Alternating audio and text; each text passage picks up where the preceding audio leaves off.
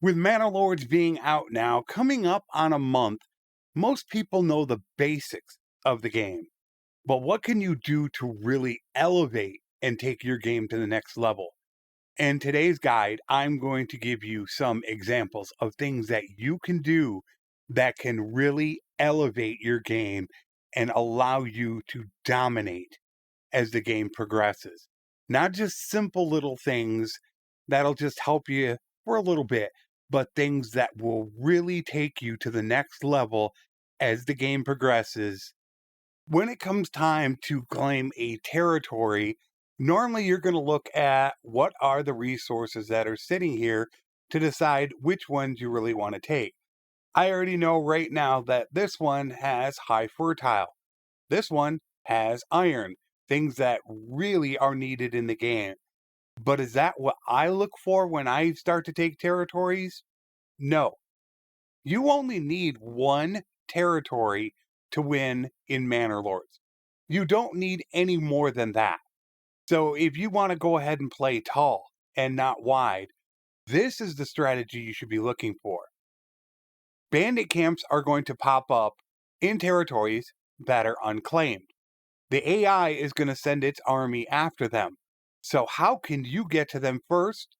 Strategically take territories so that way you're closer to the camps than the AI. If a camp spawns down here, it is going to be a race for both of us to get down here. But if I claim this territory, no more bandit camps will spawn down here. They're only going to spawn in here, which normally the AI comes from about this position. That is going to put me in the position to be able to get to most bandit camps before the AI. And if I were to buy these two up, they would only appear here, almost guaranteeing that I am always going to get them first. So if you're going to play tall in Manor Lords, strategically look how you can take bandit camps away from the AI. Logging camps are very important as you need that timber to build so many things. However, it doesn't have a great storage. It also does not get stored in your warehouse. So, what you want to do is create multiple logging camps. That way, if they get full, you can just take the people off of the camp and put it onto another camp. It also allows you to be able to strategically place one in areas where they're going to need the logs, so those logs can be closer to where you want to go. So, placing multiple logging camps around the map is going to be better in the long run for multiple reasons. So, choose two or three different areas around the map to place a logging camp so you don't get bottlenecked, stopped, or you can get things built much quicker in your game. So you've got a decent size of militia going, and you hate to send them out and have all of those workers wasted when they could be doing other stuff while you're searching for bandit camps. So here's one easy thing you can do: create a second army. What it's going to do is that it's going to split all of your guys. You only need around, let's say, 14, 15 or so in your militia to be able to easily take out a bandit camp. So once you start getting up towards about 30 in your militia, just create a new one.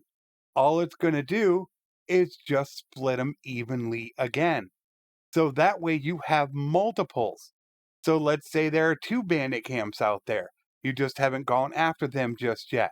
You now have two separate groups that you could send out to go after, let's say, this one and this one. And by doing that, you still have these 14 that can continue working in town while you have them going out there. So once you get up towards about 30 or so, create a second set of militia. That way you're not using all of your residents to go out and fight bandit camps when some of them can stay behind and continue working. Food can be an absolute nightmare to deal with. You're just not getting that full food variety. You don't have a lot of it going all over the place. As you can see, there isn't a lot of food variety. There are some foods that are better than others. It is very easy to get vegetables.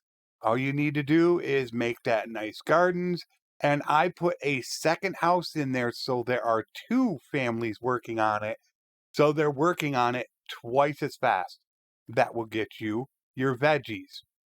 For your berries, make sure that when it is the growing season, you're sending guys out there immediately to collect up as much as you can because it's going to continue to grow for the entire growing season. So if you just let it fill up with 64 and grab it, all you're going to have is 64. But if you send them out early while it's growing, they're going to continue to grow that whole season. And you can get anywhere between 100 and 200 that season. And if it's a rich deposit, potentially 250 to 500 that season. So berries are also easy to get.